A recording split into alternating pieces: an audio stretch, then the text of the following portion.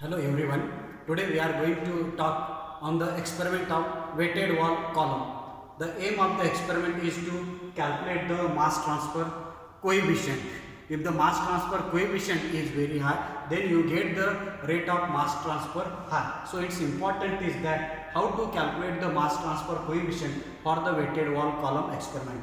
Weighted wall column is the one of the equipment used for the contact of gas and liquid operations. Whenever there is a contact of gas and liquid, then we can go for one of the equipment, that is weighted wall column. In the weighted wall column, the long tube is there which has the height more as compared to diameter of the tube, and the liquid is fallen down through the film, and gas we are passing from the bottom because of the low density of the gas through the film. As the film thickness is lesser and lesser, you find the rate of mass transfer high. Okay, in the experiment we are going to use the air water system for the calculation of mass transfer coefficient. We are making the arrangement in such a way that the liquid is falling through the film from the top and air we are passing from the bottom. The rotameters are provided to measure the flow rate of the liquid, that is water, as well as the flow rate of the air. Okay, these are about the calculations for the calculating the mass transfer coefficient. This is the mass transfer flux is equal to kGa. kGa is nothing but the mass transfer coefficient into the mean driving force. As we all of us know that flux is equal to mass transfer coefficient into the concentration difference or the driving force. That driving force may be in the form of the partial pressure difference for the gaseous system, or concentration, mole fraction concentration difference, or the concentration difference. That is in general the mean driving force. This is flux Na is equal to air flow rate into the MFO minus MFI. This is the mole fraction concentration of the water vapor at the outlet, mole fraction concentration of the water vapor at the inlet. Area we can calculate pi into d into h. The diameter and the height of the column for the weighted wall column is provided. It is in the observation. This is the formula for the mean driving force, that is P0 minus Pi upon ln of P0 by Pi logarithmic mean, that is Pi and P0. Pi is the partial pressure of the water vapor at inlet. P0 is the partial pressure of water vapor at the outlet. How we are going to calculate this partial pressure at the inlet and the outlet? This is the formula, that is partial pressure is equal to relative humidity into vapor pressure upon 100. Now this is very important for the experimental point of view to calculate the relative humidity. For that we are going to measure the dry bulb temperature and the wet bulb temperature, and from the psychrometric chart we are going to measure the relative humidity with the help of dBT and the WBT at the inlet as well as the outlet of the weighted wall column. Now how to calculate this partial pressure for the inlet as well as the outlet? We can use the Antoine equation for the calculation of the vapor pressure. Okay, once vapor pressure at the inlet and the outlet is known to us and the relative humidities are known to us at the inlet and the outlet, we are getting the Pi and P0. Then we can calculate the mean driving force. This is the mole fraction concentration, area pi dH. Then you use this formula, put the values of Na and the mean driving force. We are getting this mass transfer coefficient for the weighted wall column. This is the experimental setup for the calculation of mass transfer coefficient in the weighted wall column. See, this is the column. If you check here, the column height is very high as compared to the diameter of this column, weighted wall column. See, at the above the water tank is there.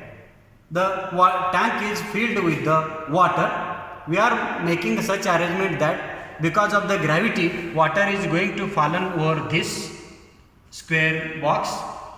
The water is poured here in such a way that the overflow of this tank is going to take place in the column into the weighted wall column in such a way that the liquid film is going to be formed, that water film is going to be formed over here. Okay, now through the compressor we are going to add the air. This is the inlet from the bottom, the air inlet. Air is going to pass from the bottom. So at the internal portion of the tube, the air is going to flow and the liquid is fallen down through the film. So the liquid is in contact with the gas, or gas, both of them are in contact. As the film thickness is lesser and lesser, we get the rate of mass transfer high. Now what are the different readings we are going to take for the calculation of the relative humidity? And by using the water flow rate, we are measuring the volumetric flow rate. By using the stopwatch, we are measuring the flow rate of the